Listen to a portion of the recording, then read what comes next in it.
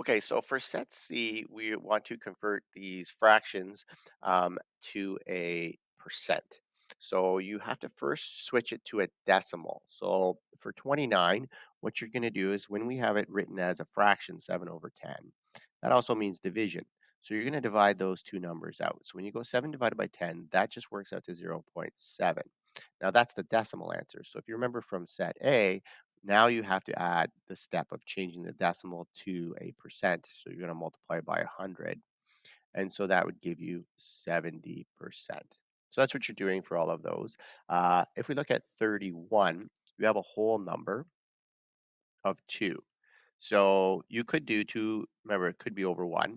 So you could do 2 divided by 1. That's fine. That's still 2.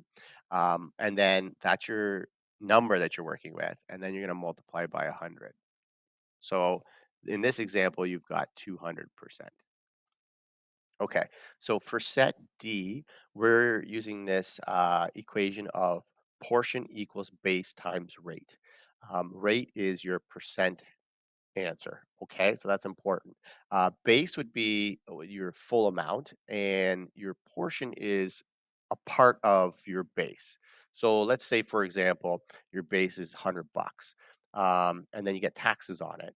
So I'd multiply it by the percentage, and then I would know how much taxes would be taken off. So that's what portion would be. The portion would be some of it removed from the base.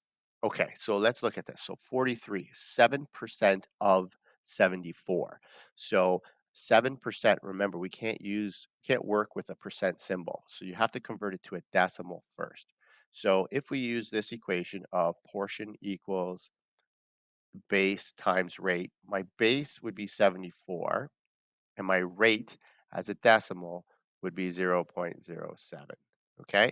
And the word of just means multiply, just like I have in my equation right here. So all you're going to do is type that in then and then spit it out. So I get 5.18. So that just means that 7%, which is just a portion of the 74, that number, that value would be 5.18.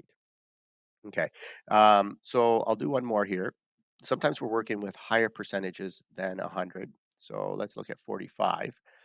So for 45, I'm going to still use the same formula. So we're doing 103% of 44. So 44 is my base.